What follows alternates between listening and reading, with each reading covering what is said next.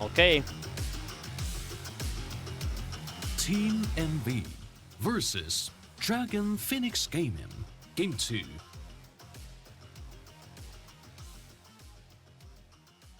Let's see what happens.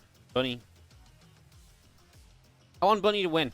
Because I want all the Bunny haters in the chat to be shown here how good Bunny can be. Okay.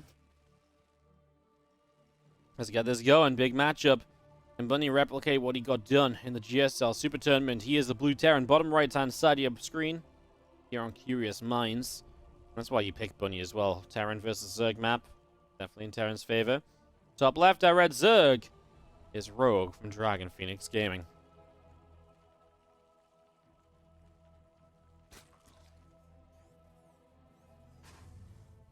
Bunny team captain of Team NV as well.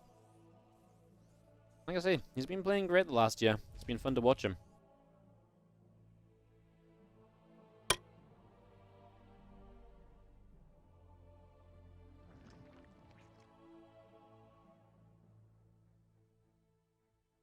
Need to change the stream title. Thank you very much for letting me know.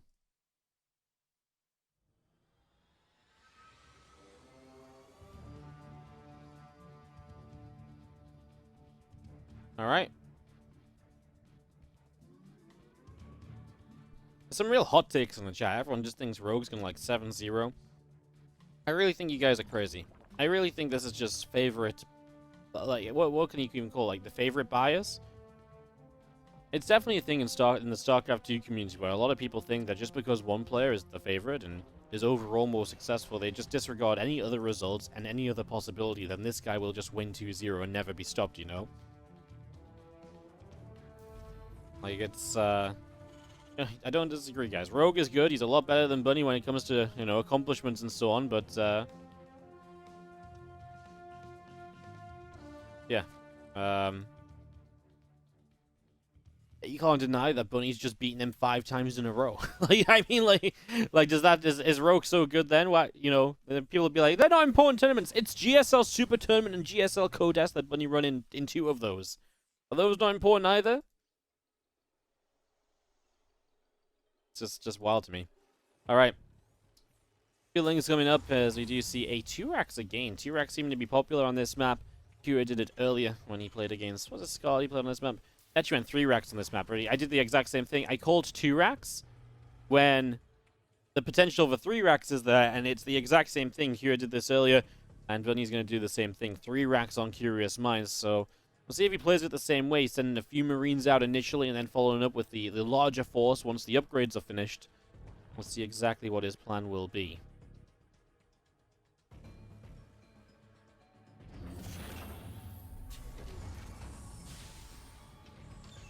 The 6 Marines that Kyo moved out with, we'll see, like I say, if Bunny wants to do the same. He starts his tech labs up. The Overlord coming around the back here from Rogue would like to get in here and confirm how many barracks it is.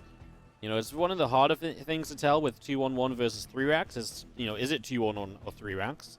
You can kind of tell by the Marine counter, but not super early. So that Overlord might have an important role to play here. Scout out exactly what this is, and that can change the amount of drones you want to be on and the exact response you would like to have. We'll see if Rogue deems it worthy to send this Overlord forward, and he does. So yeah, this is a really good scout for Rogue, confirming exactly what this is. Sees the extra barracks, he knows there's one at the front, so yeah, you know exactly what this is now, so that's obviously very good news. As a few Marines make their way over, and they're going to go tagging down this Overlord. It's going to take a bunch of shots, and it looks like this Overlord is going to go down as well.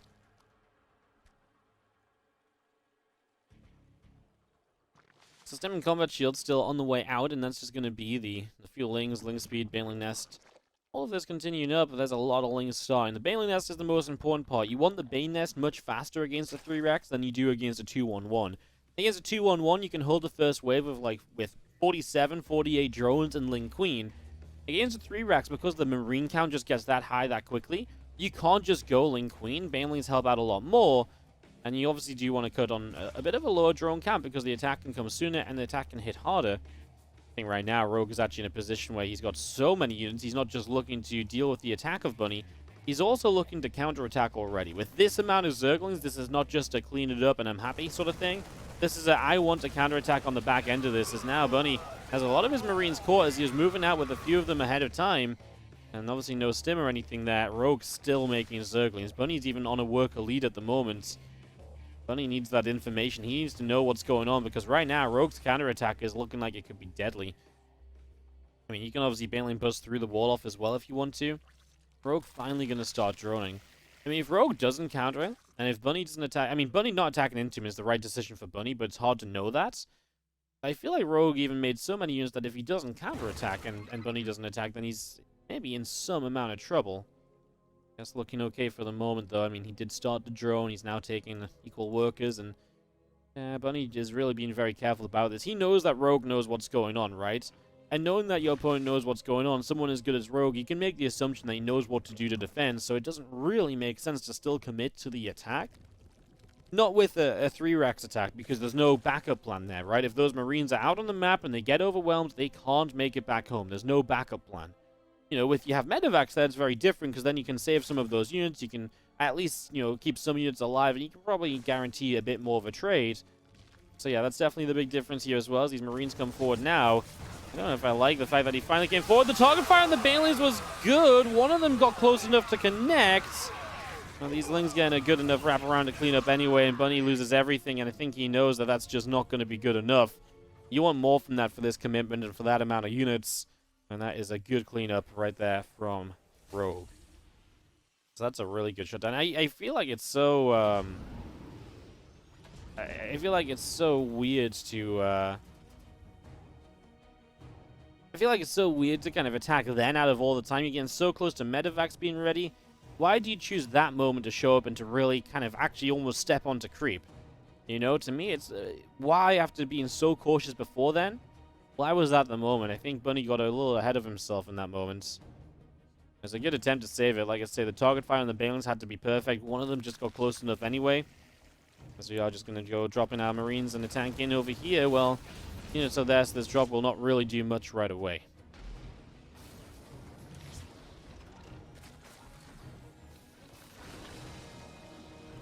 Marines and tank just going to be lifting back up. The Lingbane will move forward and figure out what it wants to do. A couple of Marines out on that upper right-hand side, just holding the watchtower at the moment as well.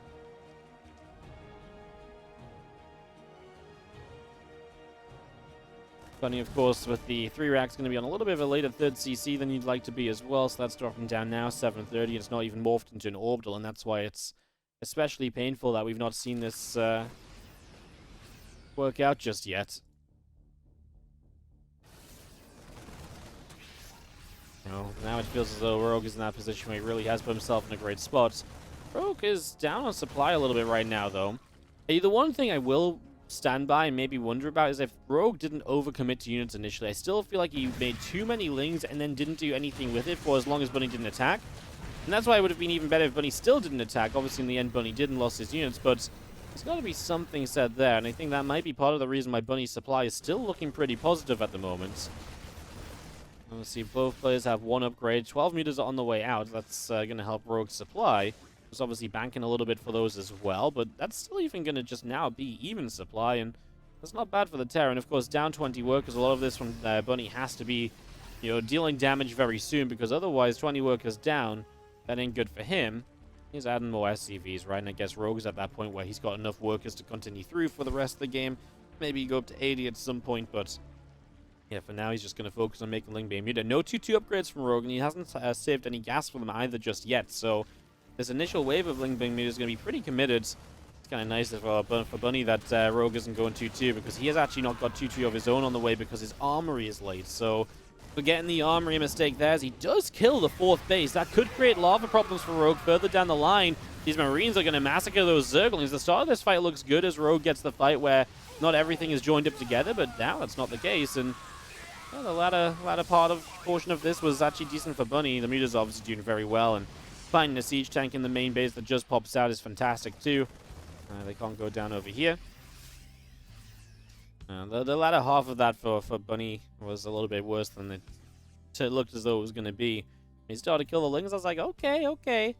He needs to get back up on the map. Of course, short map, and that's the benefit, and why Terrans like this map. He can go from defending at home to being back on the map and reinforcing with these units that he left over there. I was about to say, my fear is that those units get cleaned up freely.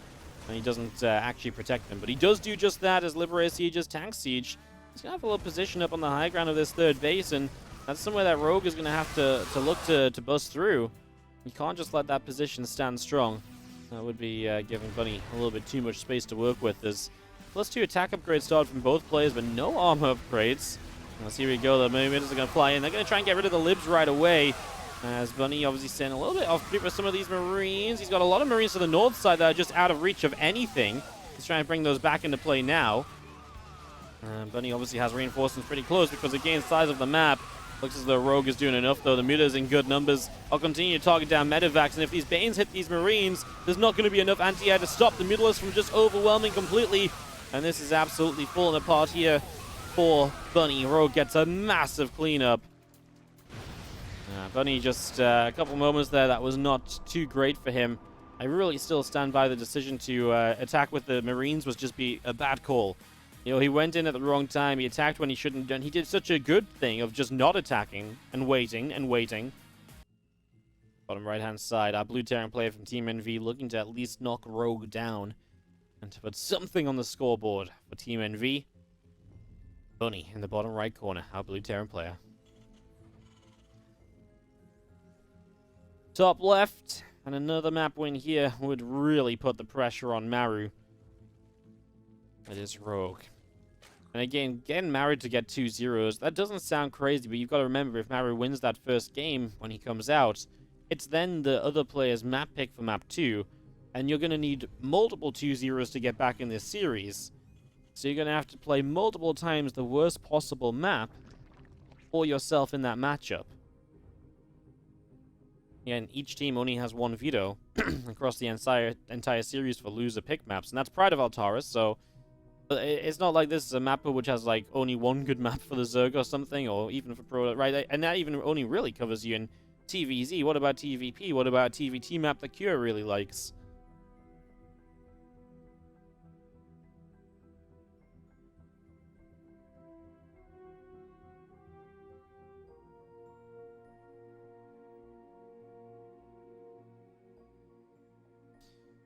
Drone pulling back to the left-hand side.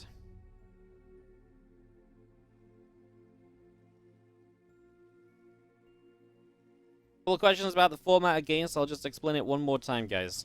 Every player comes out. When you send a player out, they play 2 games against the other player. Each team has 4 lives. When a player loses a map, they lose a life. But you can't lose 2 lives on the same player, so if you get 2-0'd, you lose 1 life. If you get 1-1'd, or if you go 1-1, you lose a life, and the other team loses a life. Obviously, when you lose a life, a new player has to be sent out. That's the basis of it. First to 0 lives loses the series. There's a couple of more kind of, you know, implications and so on. But it's basically as simple as you lose a map, you lose a life. Everyone plays 2 maps, even if you lose the first game. Easy peasy. Third hatchery coming down here as the opening is a Marine into a reactor, so bypassing that Reaper.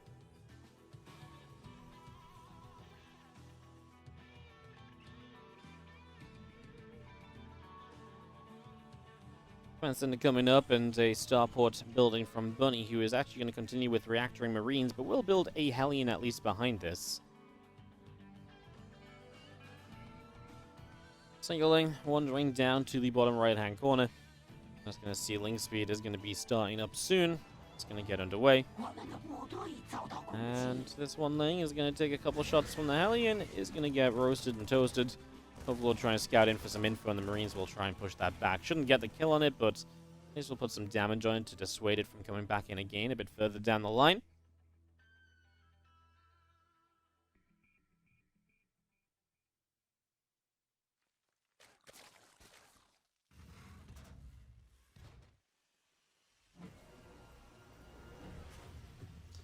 Link Speed still coming up. Queen's still on the way through as well. I'm just going to be having our continued setup here. Those extra links still coming in, and a medevac, a couple of Marines. All of that just continues along.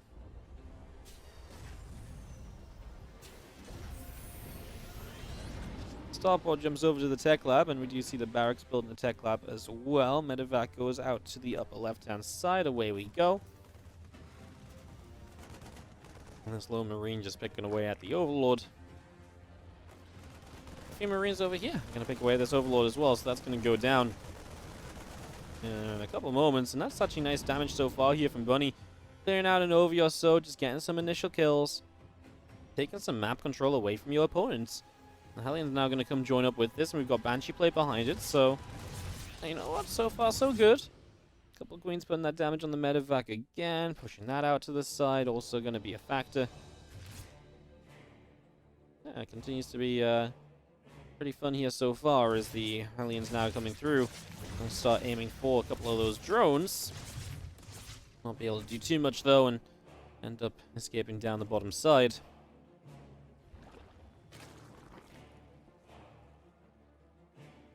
Medevac still up through the top. Hellions are still just pinging their way onto a couple of different creep tumors as well. Obviously, again, this is all just about map control and trying to just hold Rogue back as much as possible. The Evolution Chambers from Rogue are on the way up, and the few Hellions here will continue to work their way through some more of this creep spread.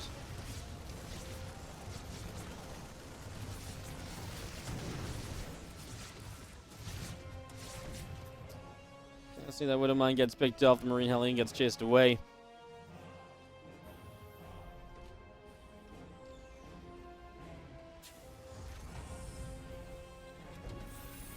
Track's going to hop on over to the reactor as well, so it's going to make its way over, and again, more and more Marine production continuing through. Remember, a shorter map here. And what's interesting is going to be the, timing of that third CC from the Terran, and then how he pushes off of it, and how aggressive he is behind that. A lot of potential there for a fair amount of damage to be done for sure, so... Oh, as medevac goes down, not the end of the world. I mean, he actually gets a Queen in return, and obviously the Marines will probably have to just wander home. He's actually going to come out here and try and deny their space a little bit. Double Banshee's going to find the Queens out in the open, and well, what's this? No detection on the natural expansion. Rogue is going to take some losses here. And we saw by killing off a bunch of the Queens, but now we realize, well, we can just get some drones. Yeah, I feel like now he's obviously busy trying to defend these units, and so he's not getting anything extra. He continued to hit the Queens for a bit. Now those Banshees leave, running out of energy. Wow, that was very scary for a moment from Rogue, and I feel like he actually only losing 2 drones was something of a saving grace. I mean, he could have lost more. At the same time, you're like, well, you do get rid of some Queens. Is that worth it for Bunny? You know, maybe that makes Rogue miss injects or not have creep spread like he would. It's a difficult call to make. Like, do you rather have the Queen kills versus extra drones? Marines actually defend well against those Lings, and good choke points there to deny that attack of Rogue, and doing a good job of it. Absolutely a factor as well. Lings back down into the center of the map. As our Banshees just chipped their way through the hatchery here. Another drone going down. That one's going to become a spore crawler as well. It's just getting that up and running. And our Marines come down to grab one more Zergling. Oh, Lings trying to get through. The depot is just about raising time to stop the Lings from getting there. Marines come across, and the Lings get chased away. I'm just going to be seeing the few Banelings are going to start making their way forward as well. And these Banes getting chipped away at. A few go down, nothing major. The Lings still just being chased out up to the top side.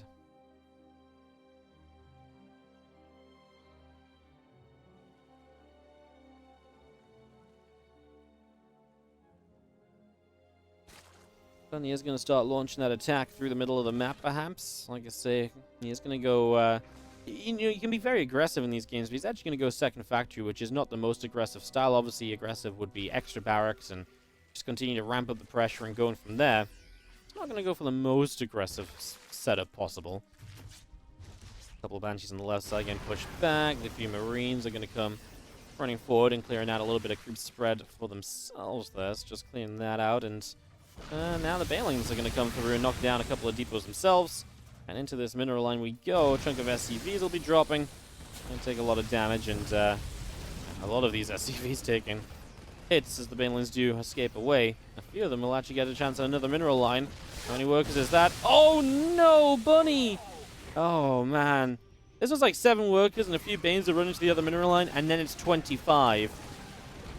My goodness, Rogue he's just being distracting, right? He's just hitting in different places. He's making it difficult for Bunny to pay attention and to focus. Rogue looking to take his first win over Bunny in almost a year of StarCraft 2. And what a time to do it, to put DPG up 2...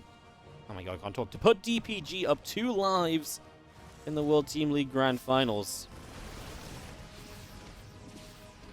DPG come out meaning business in this final so far. Game isn't over yet, but it's definitely taking a big turn towards Rogue's favor with that amount of SCVs dropping. I think that's just so much economy. Without those SCVs down, Bunny could have had a worker lead right now. Instead, he obviously does not. He does have a good army on the map. That's the one saving grace. His army supply is very good, so that is like something we can be somewhat positive about, but that is kind of all I've got.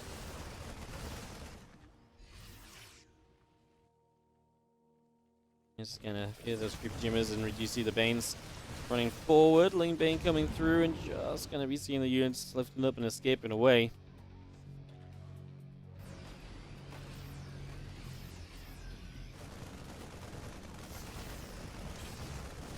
Empire Force gonna get to the top side of the base. The medevacs on the left-hand side are gonna be running around a little bit as well. Ling Bane still continues through, and just going to be seeing Rogue once again counterattack. And now that he knows that this is working for him, he's just not going to let it up. Bane's into the natural as well. There's no wall off there from before, and this is going to be an SCV massacre once again.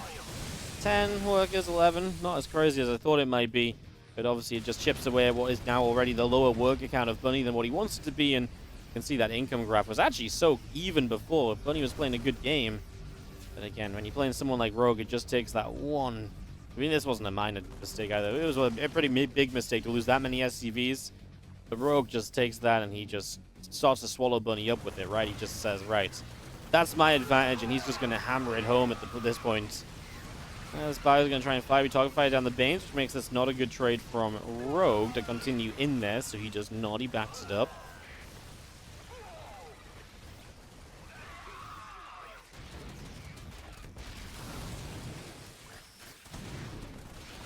Mine's going off to try and help the defense at home. Bunny has got to rally up to the top side of the map. A lot of units into a base that doesn't have a lot of creep. I mean, this is just actually a few Marines and medevacs. It looked like more on the mini-map. There's a drop on the left side as well. As Bunny continues to lose SCVs, he becomes more and more desperate to try and deal some damage. A little bit of creep spread taking some hits as well. The Queen's taking damage. A couple of Marauders will start to chip away at that. The Liberators are going to siege on up as well. It's getting those sieged and bring those around. The medevac's loading up once again. Gonna back away to the side. Big drop of Bunny. Now gonna head in toward the main base. There's a couple of spore crawlers there, which are pretty much immediately worth denying.